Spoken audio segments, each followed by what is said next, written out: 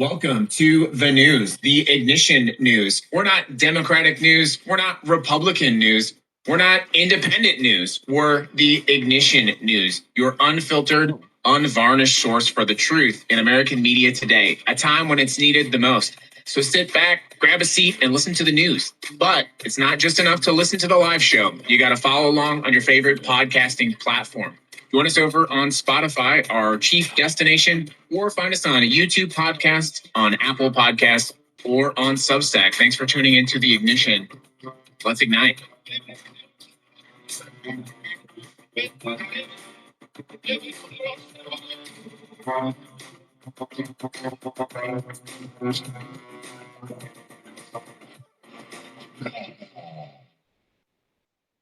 Now, let's get busy with the truth. I really do like that intro. I do. I don't use it every day. Good morning, everyone. So I do. Oh, hold on. The live's kicking in. There we go. Studios go. Good morning, everyone. It is May 21st. I finally said the month correctly. Listen, I'm going to need someone on TikTok to stand by. I'm expecting a package, so I may have to step out of the recording. Listen, this is life. We all work with each other on this, okay? So if someone over on the talk can be ready to jump in for me, I would appreciate that. Kodak will definitely let us know when FedEx is here, so no worries there. But I had to go live today because the DNC has released its autopsy report, and it's actually considerably worse than I thought. So, like I said, normally we don't broadcast the show live, but this is a good time to remind you to please go ahead and follow the show on your favorite podcasting platform. And like I said, the reason we're going to go live today is we're going to break down the DNC autopsy report that came out. So welcome to the show. I don't have my typical jokes. I don't have my typical trivia of the show today. So it's just one thing today. But before I get into that one thing, I'm just going to make something very clear. Yesterday, I shared a story about South Carolina enacting a bill which basically prohibits trans students in K through 12 from using shared bathrooms unless it is the bathroom assigned to their gender or to their sex at birth. And the result of which is if the school does not have a single-use bathroom facility, that trans children in our schools will be forced to go use a porta potty outside, which obviously, it categorically identifies them for who they are, but also is just incredibly dehumanizing. And the reason I bring this up is that I also posted that on Threads, and our audience here is very curated. I take time to make sure that we have a safe and open space, and that's important to me. Please don't spam the chat right now. Like, this is an important conversation. Please don't be spamming the chat. This is important. If you're not willing to listen right now, just leave. This is an important conversation. I'm very passionate about this because I myself have had to really learn to understand what's happening to trans individuals in the United States of America. And what's happening to trans individuals in the United States of America could much more closely be described as a genocide because of what this administration is doing and now these states are doing. And I'm very concerned about what comes next. When you start forcing people to use bathrooms outside porta potties, when you start categorizing them so indifferently, this is what leads to dehumanization. And I bring this up because in the last 18 months, the permission structure for people to dehumanize trans individuals in the United States is growing. And I saw it with visceral reality yesterday. And I just want to say I'm very concerned about it. I am concerned that people are being given the permission structure to other trans individuals. And the result of what comes after that is very, very, very, very, very dangerous. And it is here now. The United States government is actively medically experimenting on trans individuals in prisons, denying them care. Every time I try to talk about this information is heavily restricted on social media, as it is now. Clearly, you can see it's restricted over there. But it is something I wanted to just talk about. What I saw yesterday was disgusting. There are sick people in this country. and it's disgusting. Anyways, let's get on to the main story today. Just one story. We have no guests today, just 192 pages of the most expensive failure to self-reflect in the history of American politics. You'll have to forgive me, I am relying on my script because I didn't have a ton of time to prepare. But as you probably know, the DNC has been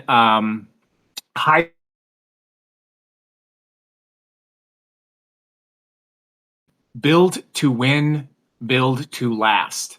So I've read every page of that document, and before I give you a single number, before I tell you what's in the document, I do want to read you something, because the DNC, the official institution behind the Democratic Party, put a disclaimer in their own report right at the top on every single page. 192 pages has the same disclaimer. This document reflects the views of the author, not the DNC. The DNC was not provided with the underlying sourcing, interviews, or supporting data for many of the assertions contained herein, and therefore cannot independently verify the claims presented. So, what the DNC is saying is they cannot verify the claims of their own autopsy report. They commissioned this report, they paid for this report, they put their name on the report. I wanted to quote a Reddit user. Actually, can't say their username. It's pretty funny. Here's what they said. I hate it because it's worse than I thought. It isn't hiding some smoking gun. The smoking gun is they never gave a shit about it in the first place. That's exactly how I feel. I think we were waiting for some big revelation from the Democratic Party that they're finally waking up. But what this report details is a fundamental disconnect from the American experience, the DNC's own voter base.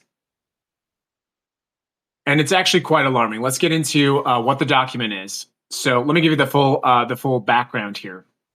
It was authored by a consultant. No surprise there, right? The consultant is named Mia Ehrenberg. That is who the metadata on the PDF refers it to. The DNC chair himself, Ken Martin, commissioned the report. And here's a detail that explains everything. According to Martin's own interview on Pod Save America, the DNC did not pay for the report. He said it was free. It was done by somebody in the orbit of DNC leadership. Here's another comment from Reddit.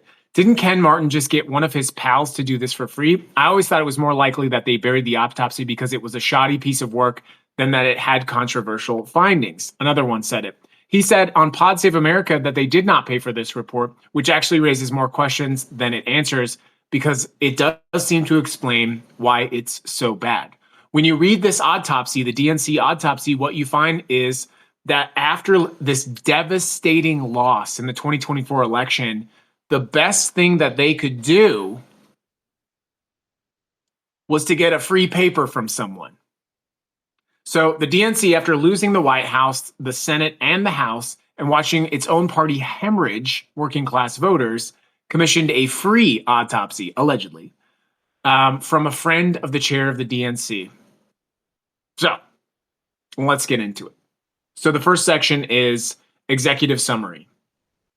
They did not include the executive summary in the leaked report or the released report.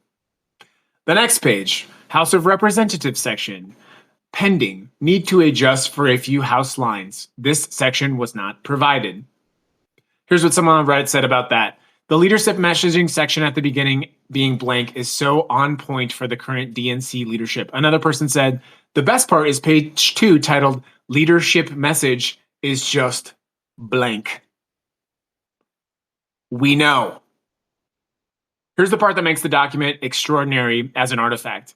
It came back to the DNC annotated, not by journalists, not by myself. It was annotated by another fact checker who went through the document in the review process, and they left notes in the margin. Here are some of the phrases you encounter over and over in the margins. Quote, no evidence provided, no source data, unsourced claims, contradicts public reporting, numbers appear inaccurate on public data, analysis is not supported by public available data, mathematical errors present.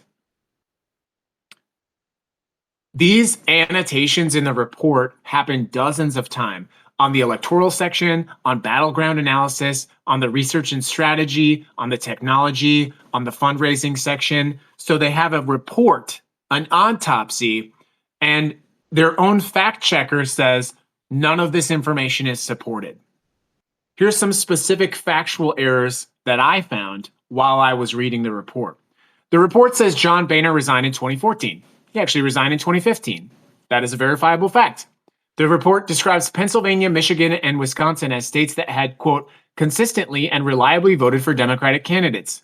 The fact checker flagged all three of those states voted for Trump in 2016. The very states that they're citing as reliable blue states had cracked 8 years before the election that they're analyzing. The report says Democrats retained governorships in only 2 states in 2024, Washington and North Carolina. The number is actually 3. That's massive. They apparently forgot about Delaware entirely. The fundraising section contains what the fact checker identifies as, quote, mathematical errors in a section about how Democrats should better track their money. Let's think about that. It has math errors in the section of reporting about tracking the money. Here's another Reddit user.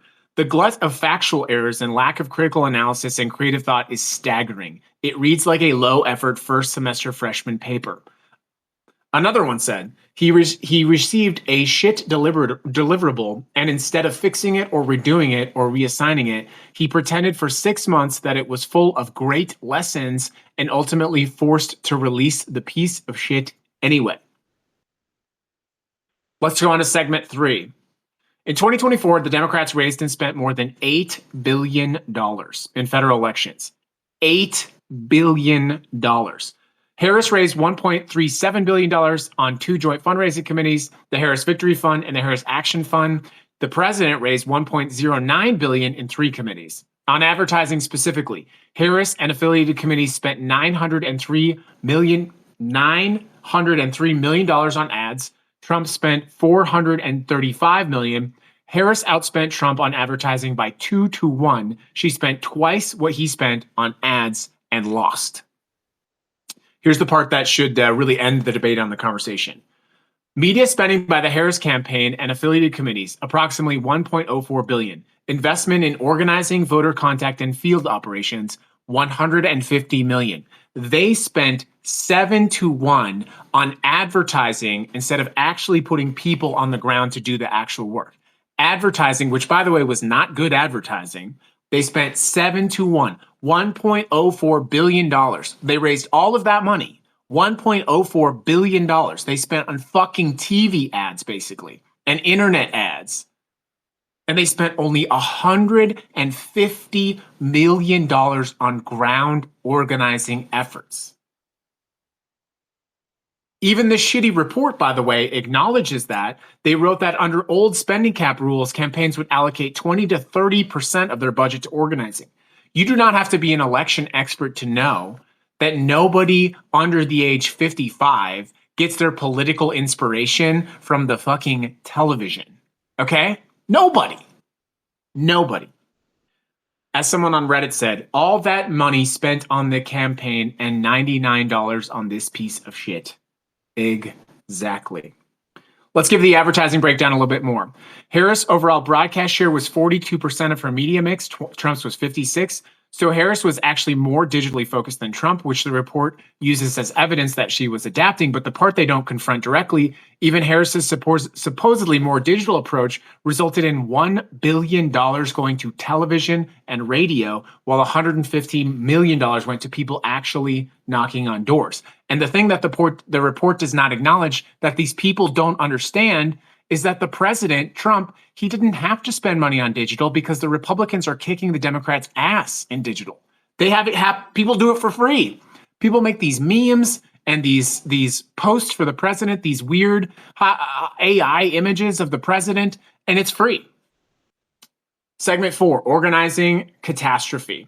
Let's walk through the field data. In 2024, the Democratic Coordinated Program made 370 million voter contact attempts in battleground states. That is an enormous number until you look at what the attempts actually produced. So they tried to get to voters 370 million times. They only made 11.7 million contacts, 3.2%. 53% of all voter contacts were phone calls. Contact rate, 2.2%. 38.4 text messages, 0.8%. 8% of voter contact. Contact rate, 17%. So they try to get a hold of voters by knocking on their door less than 10% of the time, but it had more response than every other method combined. Door-to-door canvassing resulted in 50% of all voter IDs, in other words, contacting voters, but they spent $150 million on it. Nothing. 72% of all door-to-door voter IDs were collected in the final month of the campaign, while people were literally casting their ballots. None of this makes sense. Here's what we found out about the polling operation. They found about their own ads from the press. The research and strategy section of this report is the most damning part of the whole document because it doesn't just show incompetence. It's showing us what it looks like, what they did when they found out information they didn't want to know. So let's start with the polling team. According to the report, the, quote, messaging polling team, the people whose job it was to figure out how voters were responding, was not fully onboarded until December 2023. Less than a year away. The polling team never reviewed ad copy before the ads aired. The post-debate survey was scrapped. They didn't poll after the worst night of Biden's campaign because they didn't want to see the numbers. Insane. A Reddit user says, how does this report only mention Biden 4 times? The DNC still wants to pretend there was nothing wrong with Biden when the fact that a president stepping down from a re-election months before the vote is unheard of. 4 times in the entire report.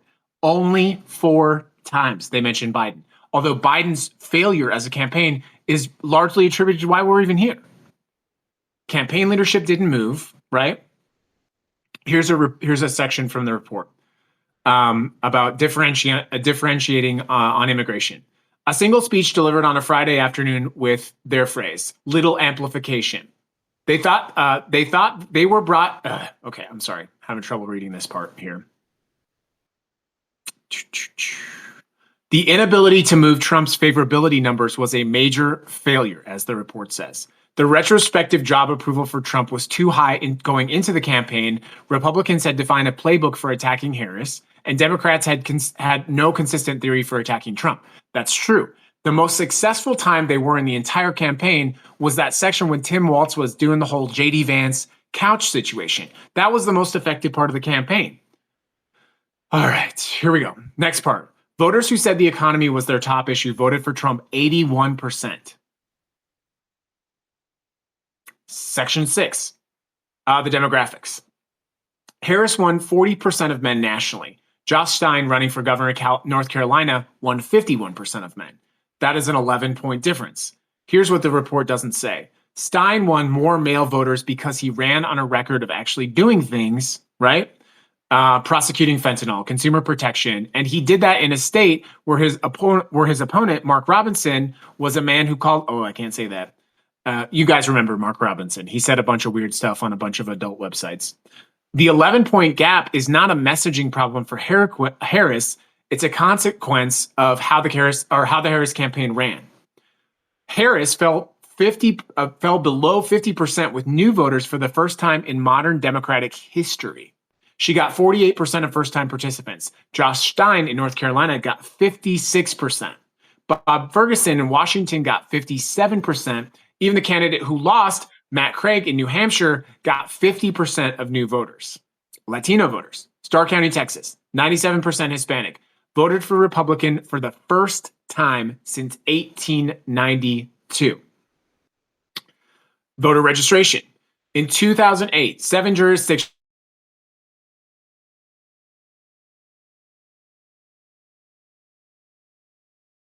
and section 7. This is where we kind of get ideological. And I want to get careful about this part because it is definitely ideology. Okay, so the report invokes the 1989 to 1992 period as the explicit model for democratic recovery. They name Ron Brown specifically. They quote Barack Obama praising Ron Brown. They describe Brown leading Democrats out of the, quote, political wilderness by supporting candidates putting people first, prioritizing the economy, and offering America hope. And they reproduced this quote from Ron Brown directly. He challenged the Democratic Party to, quote, get real about the politics of success. So the Democrats' strategy of moving ahead is to go back to 1989. Well, what happened after that? Bill Clinton. What happened after that? Well, you have NAFTA, you have welfare reform, you have the crime bill, you have the deregulation of financial markets, and you have everything that led up to 2028. So the Democrats' response to everything that happened with losing was, let's go back to 1989 and the Clinton era where we fucked everything up. A Reddit user said, this document is basically saying, keep doing what we're already doing, but louder. Yeah. Another Reddit user says, this is what it looks like when you're starting with a conclusion and trying to find out what to justify it. And of course, there are three things that the report does not cover. Number one, and most importantly, Gaza does not appear in the document one time. The word genocide does not appear in the document one time. The phrase uncommitted movement does not appear in the document one time. The hundreds of thousands of Michigan voters who voted uncommitted in the Democratic primary as an explicit protest on what happened in Gaza do not exist in the document one time. Harris lost Michigan. The uncommitted movement was specifically concentrated in Michigan. One Reddit user says, 192 pages and not a single measure of the party's uncritical support of Israel becoming radioactive. Sure, Jan. Another one says, no mention of Gaza, Palestine, or genocide, just like the DNC campaign.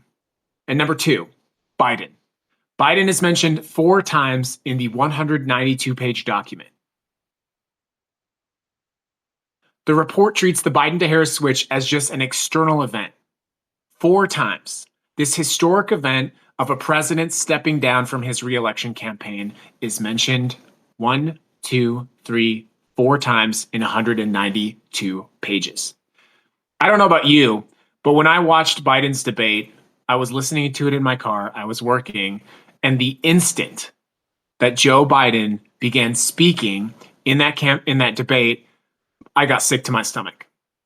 The first sentence that came out of his mouth, I said, oh my God, he's going to lose. There's nothing they can do. This is the worst debate in the history of American political politics. I can't believe they let him go up to that microphone. He was clearly cognitively failing. He was clearly not well. It was mortifying. It will go down in history as one of the biggest failures in a presidential campaign ever, if not the single biggest failure. And they didn't even mention him. And the last one, most damningly, policy.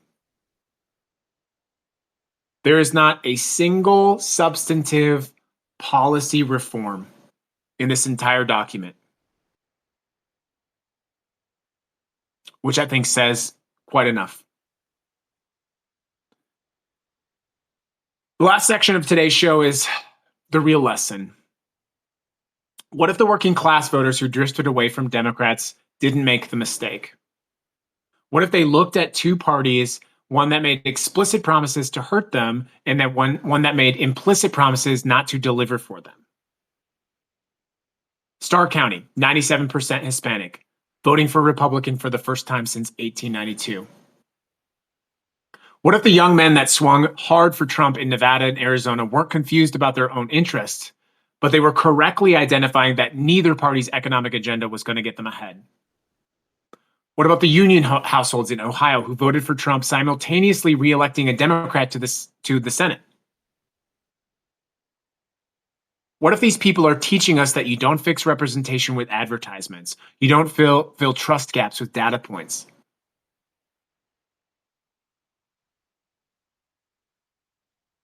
This report is a disaster. They didn't release this report not because they were hiding something from us. They didn't release this report because they learned nothing. This report is the most damning evidence that the Democratic Party is not interested in changing. We have less than 6 months before the midterms, and the Democrats did nothing.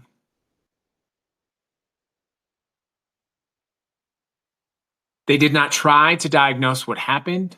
They did not try to understand how to be better. They did not even acknowledge what hundreds of millions of Americans could clearly see with their own eyes, which is that Joe Biden was not cognitively efficient, operating well enough to be president of the United States, let alone to run for re-election. And they don't even have the courage to openly admit that.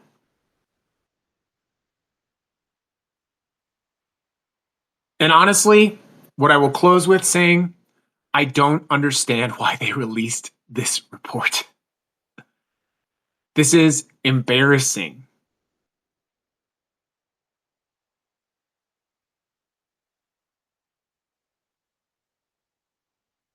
I'm trying to think of a metaphor.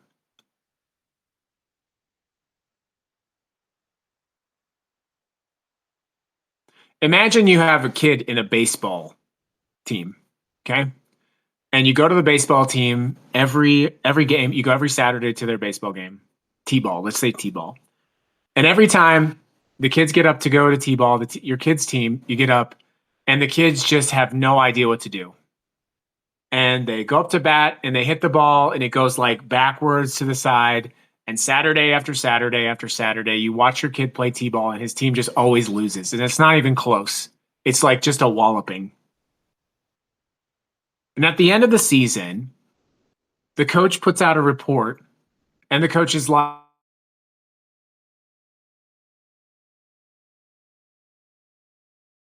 I just thought it would work out. But at least that's something. At least they were doing something athletic. I don't know. The fact that the Democratic Party has taken all of this time after this historic failure and released this report, which is a historic failure of its own, is embarrassing. I hope this breakdown was informative. I would say, hey, go read the report for yourself. Don't waste your time. It's a joke.